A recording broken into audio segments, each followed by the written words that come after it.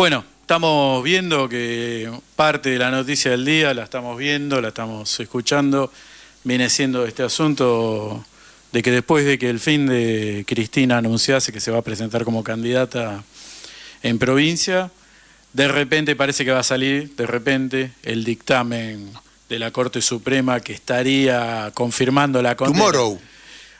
Puede ser mañana, puede ser el jueves. Los rumores dicen que antes del viernes podría llegar a pasar eso. Y bueno, entonces en estos momentos parece ser que el PJ estaría por definir acciones en función de lo que suceda con eso. ¿Por qué lo mencionamos? Vamos a hacer dos cosas. Una que es una lectura general, si querés, y una un poco más concreta, porque de esto ya venimos hablando hace rato. El lunes pasado charlamos un poco sobre esta situación, que es que, bueno, se está armando un escenario en donde se está reconfigurando quizás un poco cómo va a ser. No solo, digamos, la estructura, si querés, de candidaturas y demás en función de las elecciones inmediatas que vamos a tener ahora en octubre a nivel nacional y las provinciales que vienen pasando. Ayer hubo elecciones en Misiones, ahora vamos a hablar de eso. Pero el asunto viene siendo que, bueno, se está dando algún tipo de reconfiguración. Y creo que el principal dato viene siendo algo que ya dijimos en programas anteriores, que es el PRO en franca descomposición, desarticulación, desmantelamiento. Se están llevando las partes más viables, van quedando lo menos útil ahí en disponibilidad.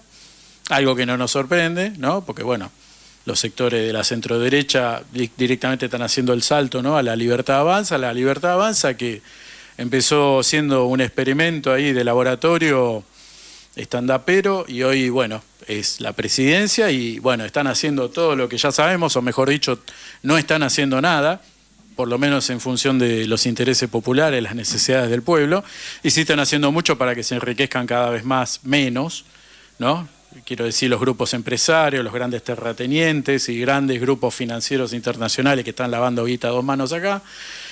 ¿Y por qué hablamos esto de Cristina? Porque, bueno, gran parte de lo que se defina en todo esto va a estar en la vocación o no, el interés o no, las necesidades, la pulsión real de querer ver qué va a suceder con el peronismo. El peronismo, evidentemente, todavía no ha conseguido un heredero, ¿no?, para lo que es la figura de Cristina. Tenemos muy presente todavía el gobierno anterior de Alberto, que, bueno, ha sido más bien una cuestión de espanto y de inoperancia. Y sin embargo, ¿cómo será la cuestión? Que todo esto sigue gravitando en función de peronismo, antiperonismo, Cristina o anticristina. No vamos a poner ahora a hacer un análisis de fondo sobre la figura de Cristina, lo dejamos ahí, pero sí que evidentemente no está habiendo, a mi parecer, un recambio generacional, un recambio de propuestas. De hecho, precisamente lo que hay se está haciendo y se hizo. De hecho, cómo se está presentando la Libertad Avanza y particularmente Milei, que es su figura de referencia, ¿no?, para el universo libertario. Se está presentando como el que viene a poner el último clavo en el cajón del kirchnerismo, el que viene a enterrar al peronismo, al populismo. O sea que el juego viene siendo ahí, porque es muy interesante ver que por otro lado tienen acuerdos. Hay pactos de convivencia y de conveniencias, ¿no?, entre estos dos sectores, que lo que están haciendo es generar ahí de vuelta dos polos, una nueva grieta, si querés, aparentemente, y donde, bueno, evidentemente ahí va a estar dándose la reconfiguración de todo esto. Bueno, es extraño, porque no sé bien qué va a quedar de todo esto. El peronismo viene haciendo elecciones bastante magras, por no decir desastrosas. Ayer tuvimos las elecciones en Misiones, donde, bueno, más allá que haya el espacio hegemónico de la provincia, es el Frente Renovador de la Concordia, que lo maneja este muchacho Rovira, Carlos Rovira, y que el tipo lo que hizo históricamente es básicamente hacer una mezcla entre un peronismo con pretensiones sociales, más allá que después, por otro lado, ha tenido así una perspectiva más afín a una cuestión más empresarial de la cosa. Como quien dice, es un poquito de todo y no termina haciendo nada en particular, más que la referencia a Rovira, que es la figura rutilante de todo esto. Cada elección en Misiones, después se ganan así con números del 70, del 80 a favor de este espacio. Ayer hubo elecciones para los legisladores provinciales y si bien lo lógico era esperar un triunfo, que es lo que pasó, sí, claro, ganó, digamos, los primeros lugares y la mayoría de los legisladores fueron para este partido de Rovira. Sin embargo, el dato central sigue siendo este. ¿Cuál viene siendo el síntoma de todas las elecciones? Está yendo a votar más o menos la mitad de los votantes habilitados. Ayer votó el 55,4%. En otro momento esto hubiese sido para preguntarse muchas cosas, para espantarse y demás. Ahora viene siendo la regla. Todas las elecciones anduvieron entre el 50 y el 60, las que vienen pasando en estos últimos 2 meses. Sí, sí. Bien, el partido de este muchacho, de Rovira, que tiene bueno, su figura ahora es Pasalacqua, ¿no?, que es el gobernador, sacó el 28,6%. O sea, ganó, pero teniendo en cuenta estos valores que estamos mencionando, ¿no? Votó la mitad de la población. Pero el 28,6% del padrón. Sobre los que votaron. Sobre los que votaron. Sobre los que votaron. Lo cual está diciendo bastante bajo. Vuelvo a decir, en otros momentos, con niveles de votaciones del 70-80%, el tipo estaba sacando siempre 70 y tanto %, ¿no? Normalmente. La Libertad Avanza quedó en segundo lugar con el 21,8%. La Libertad Avanza, ¿sí? Segundo lugar, está bien, a casi 8 puntos de distancia, pero siendo claramente la segunda fuerza. No existía. Y en tercer lugar quedó, esto es increíble, bueno, cosa que pasa, quedó en tercer lugar el Partido por la Vida y los Valores. Este es el partido, vos te acordarás, a principios del año pasado, que hubo una suerte de revueltas de docentes y de policías en Misiones, sí, que tomaron, se acuartelaron en las comisarías, cortaron rutas y demás. Después se terminó, entre comillas, solucionando. El referente de todo eso era un policía, un ex policía, Ramón Amarilla. Bueno, en este momento está detenido, está preso porque le clavaron actos de sedición al haber hecho en su momento estas movidas. Bueno, él fundó este partido y salió elegido. O sea que ahora va a salir, porque va a tener fueros, y entró como legislador provincial. Lo votó precisamente, ¿no? Estamos hablando de que sacó el 19,1%. Ojo, a 2 puntos nomás de la Libertad Avanza. Y si te pones a ver, a 10 puntos del Frente Renovador de la Concordia. Estoy hablando de un partido que existe hace menos de un año, ¿sí? Como tal. Bueno, el tipo ahora va a salir de la cárcel y entró otra gente por atrás.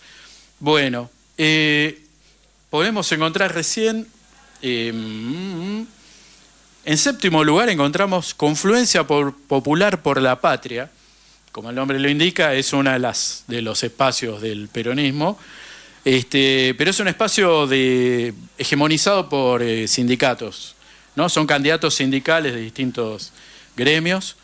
Ese partido sacó el 2,4% y el Partido Agrario y Social, otro sector del peronismo, sacó el 8,9%. O sea, unido ahí el peronismo no llega a los 12 puntos. Siempre con esto que mencionamos respecto a la participación, ¿no? O sea, tuvimos casi 8 o 9 partidos, se repartieron pocas bancas y la fragmentación fue muy alta.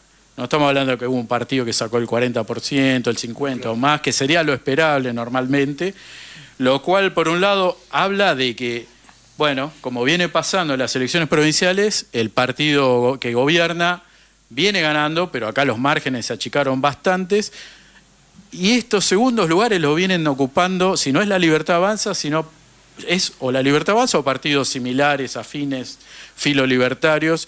No estamos viendo ninguna opción popular, de izquierda, nada.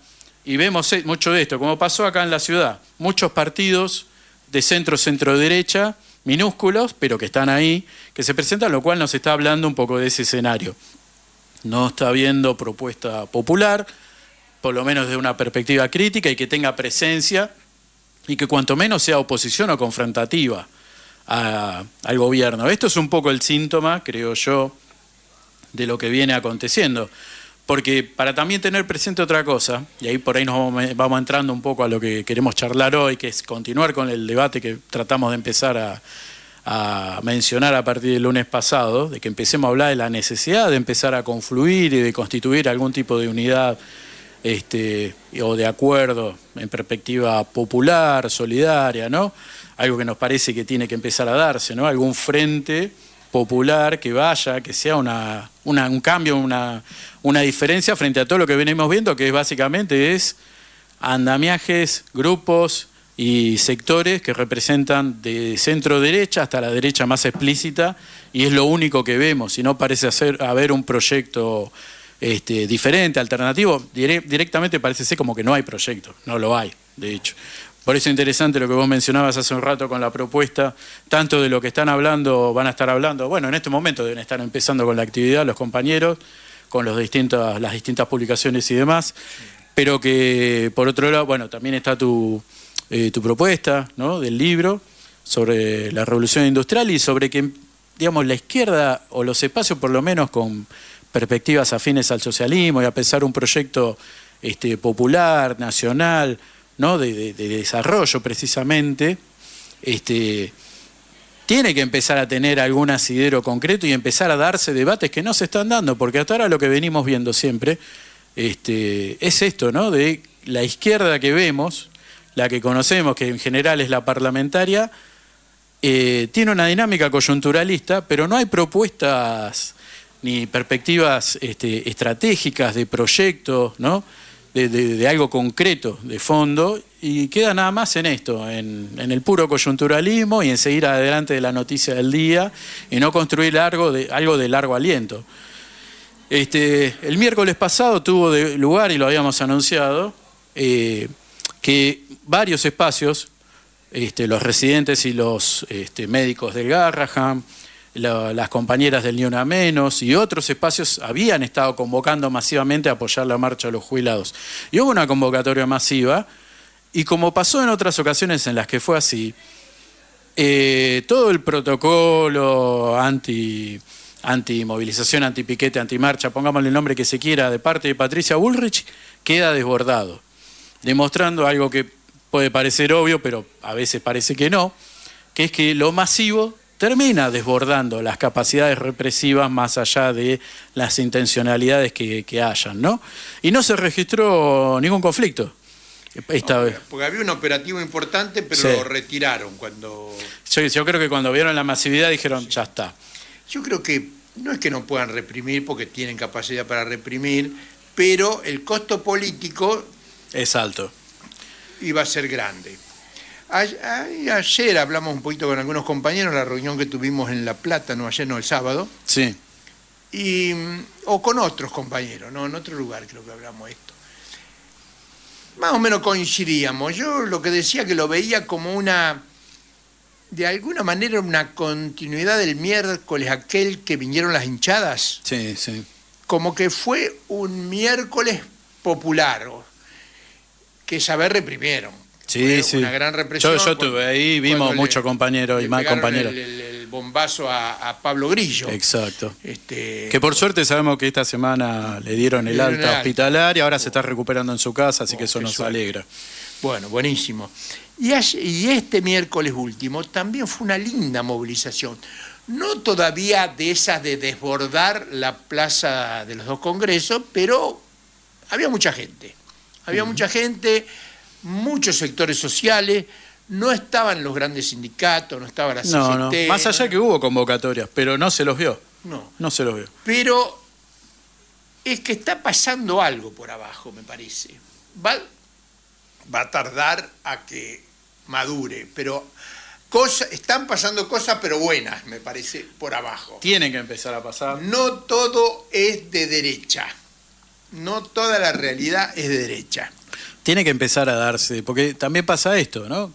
Hay movilizaciones populares, pero después del empuje, ¿no? Como fue con las protestas universitarias, que las dos veces que hubo fueron recontra masivas. Sí. Cuando pasan estas cuestiones apoyando a los jubilados, las veces que fue masivo, directamente desbordó, sí, y no hubo problemas, ¿no? Más allá de todo lo que se se estuvo mascullando, ¿no? Por ahí como diciendo que esto se iba a pudrir, que iba a haber desbordes y bla, bla, bla. No lo hubo. Era manifestar. Eso. Yo simple. Estoy esperando los 2 meses posteriores a la elección. Porque ahí fue cuando... Porque acordémonos Sí. que cuando fue la elección de medio término para Macri, cuando Macri era presidente, ganó por más ventaja que cuando subió, pero a los 2 meses empezó a bajar de las tribunas el Mauricio Macri, hijo de puta, y después se produjeron las grandes movilizaciones de diciembre de 2017. Sí. Y ahí fue el fin de Macri. Claro, ahora la diferencia importante es que el fondo, que a Macri la plata del fondo le vino cuando ya estaba en crisis. Salió como un auxilio y llegó tarde. Claro. En cambio el imperialismo, el capital financiero internacional, aprendió a decir, le tenemos que dar la plata antes que explote. Antes que explote. Y eso que estaban todas las luces rojas prendidas de no vamos están a ver si con todo vamos a ver si eso sirve. Bueno, eso siempre Horacio, ¿no? Nos viene mencionando cómo viene ese asunto. Lo concreto acá es que, bueno, vimos eso y de momento algo que sí también de alguna manera hubo un costo político fue que después de la movilización, porque la sesión del Congreso en ese mismo momento se estaba discutiendo un aumento de emergencia a los jubilados, un aumento del 7%. O sea, estamos hablando de eso, ¿no? Un aumento del 7%, no es que estamos diciendo, bueno, vamos a duplicarle o el 50%, el 7%. Casi a la medianoche, después de un montón de debates y demás, la Cámara de Diputados de todos modos terminó sancionando ese aumento.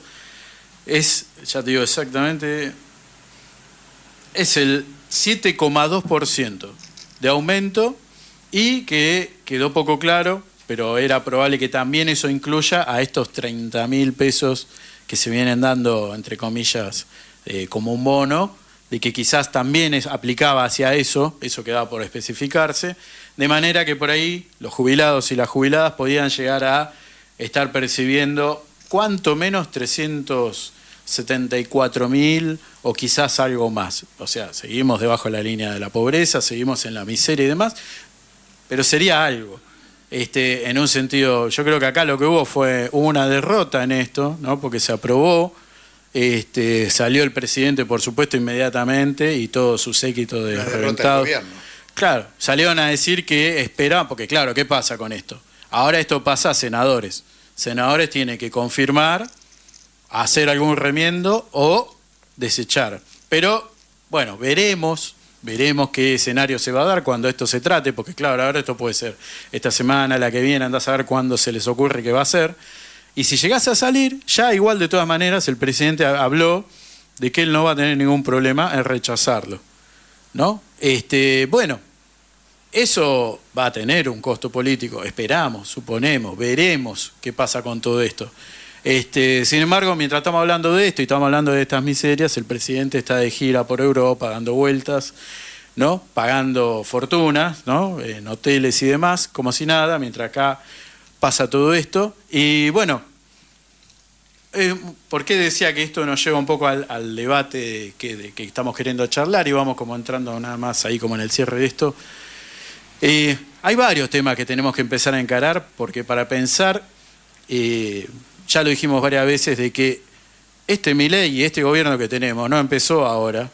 Estamos viendo el resultado de un proceso larguísimo, que si bien podemos encontrar mojones o etapas, yo creo que hay que pensar específicamente desde 1983 hasta acá, ¿no? Estos 42 años de esta democracia que se dio, donde más allá de los conflictos, vaivienes, salidas anticipadas de gobierno, de presidentes y demás, entre comillas, las instituciones y demás han seguido funcionando. Es el periodo más largo de la historia argentina sin golpes de Estado, como supieron ser en otro momento, y sin embargo, eso que en aquel momento se llamó el Pacto Democrático, ¿no? Los acuerdos de convivencia y demás, bueno, están demostrando, más allá de que hay mucho para decir sobre eso, sobre qué se construyó eso, ¿no?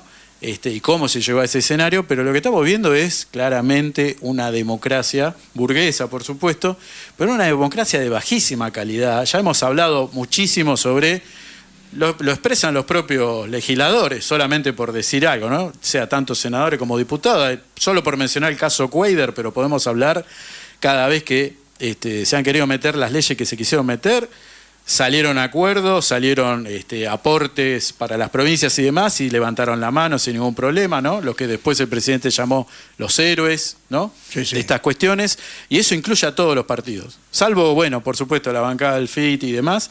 Después, de todos los colores, han estado dispuestos a agarrar este tipo de cuestiones.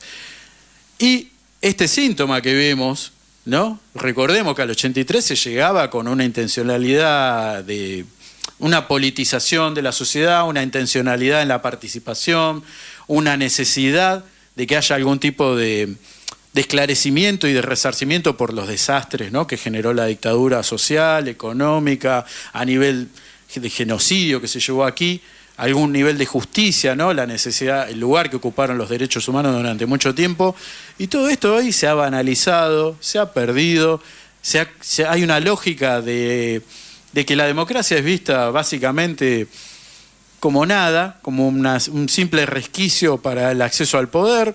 Muchos de estos que ahora son diputados, particularmente La Libertad Avanza, pero lo podemos ver en todos los partidos, son gente interesada nada más en hacer una carrera personal para juntarla con pala, lo mismo que hace el propio presidente, y no hay un debate serio, profundo sobre qué debe ser la democracia, cómo se debe participar, que haya más o menos un 50% de participación y que no haya ningún interés en la sociedad en eso. La gente está más interesada en ver una serie en Netflix o un partido que en querer pensar seriamente dónde se vive, en las condiciones en las que se vive, y no es solo un desinterés del momento, es un desinterés de fondo, una apatía absoluta, que en algún momento fue alentada también por los grandes partidos y demás, pero hoy la pelota les explotó a ellos mismos, ¿no? La bomba, y uno lo puede ver en tanto lo que en su momento fue la Unión Cívica Radical, como lo que fue el peronismo en todas sus vertientes, ahora le está pasando al PRO, todo explota.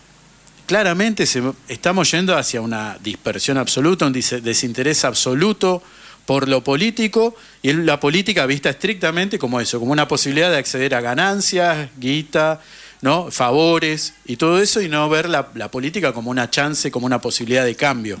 Y sobre esto nos vamos a seguir refiriendo en otros programas, pero vamos por ahí.